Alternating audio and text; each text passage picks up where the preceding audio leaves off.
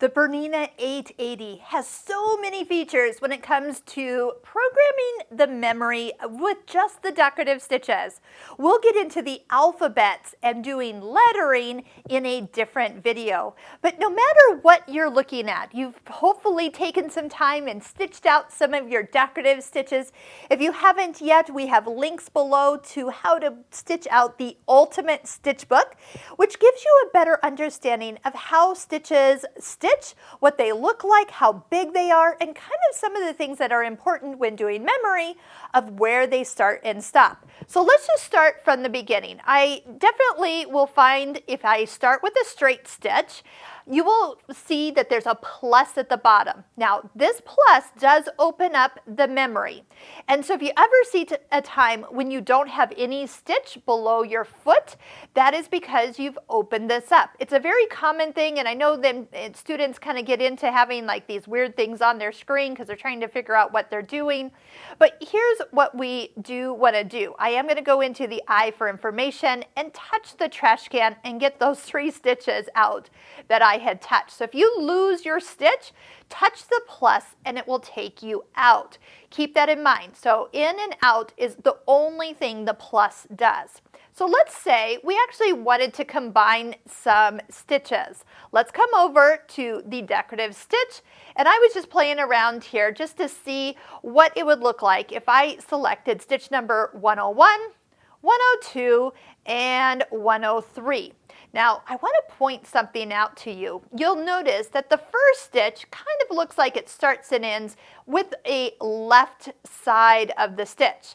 The second one starts and ends in the middle area, and then this long one is much longer than you can even see. So I want to show you first how you can actually see everything you've put into memory. Touch this function right next to the plus and it'll expand your screen.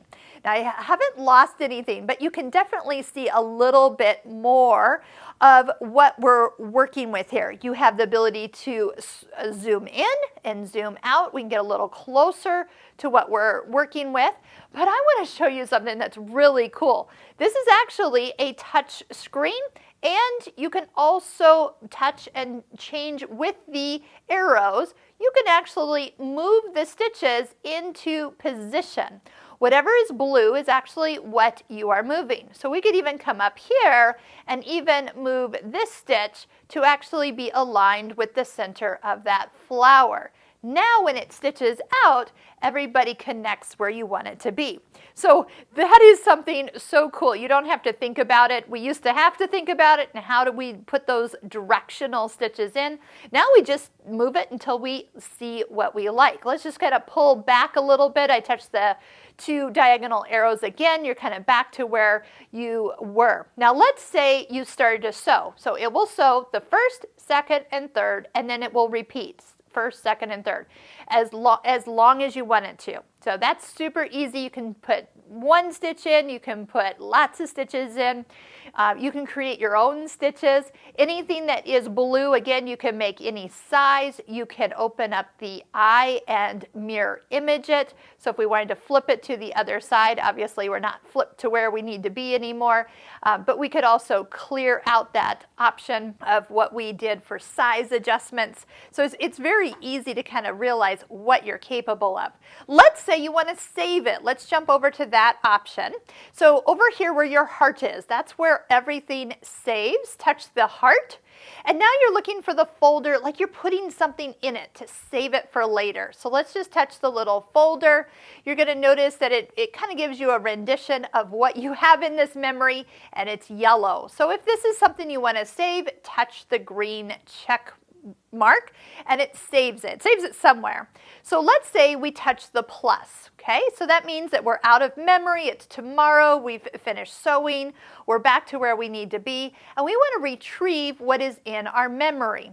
So we can, first you do have to open up the memory, and I will tell you it is the last thing that is still in place. So that's one way to do it, is the last thing you put in will pop back up. But if I had actually, and I am going to show you, if you wanted to delete anything here, is the trash can. So whatever's blue will be deleted, and I haven't deleted out of where I saved it, but I have cleared it from the screen.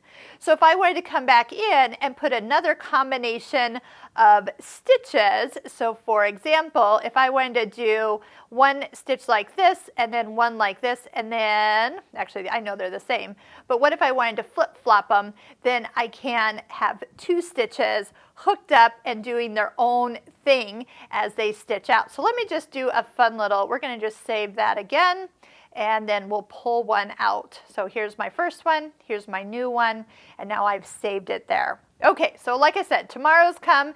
We want to come back to that original pattern.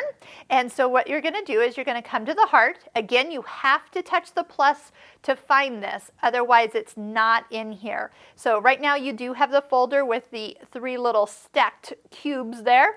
That's where you're going to find your combination. So if we want to pull up the first one, that's how easy it is to pull it up. If we've done letters and we've saved names or dates, that's the same way, and where they're going to hang out, they're going to be retrieved that same way. And you can also delete out memories. So once you're ready to, you're like, oh, I'm done with this one, you can touch it and it will double check, are you sure that's the one you want to delete? And then you can confirm that and it will take it out of the memory. So here we go from the beginning. Let's go ahead and open up a plus. If you've got something in there, you can always come in, touch the trash can. You will need to touch it for all the things you've got in there. It's a touch, touch, touch until it's all gone. And then you can come in. Oh, there's one more here. So let me go ahead and touch and delete that one as well. If you're finding here, let's find some other decorative stitches. You can even do the larger sideways motion stitches. These would be fun to hook up together too. So if we had done the big one here, and how about let's hook it up with that one. Again, we cannot see what's going on here.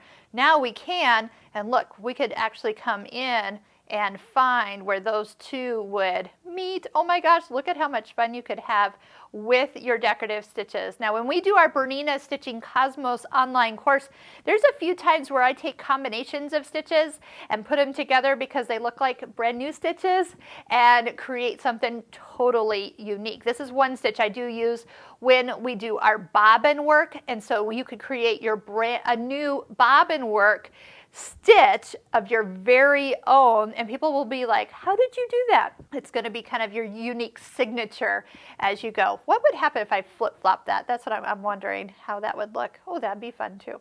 All right, as you can see, you can have a lot of fun playing around with combining decorative stitches, but if you don't know what's in your machine, that could be a little bit more cumbersome. So take the time, stitch out your decorative stitches, and then start to realize which ones could be combined with each other. If this video has been helpful, make sure you give it a thumbs up, subscribe to our YouTube channel, and please check out our Bernina Stitching Cosmos online course. All those links you'll find below in the description.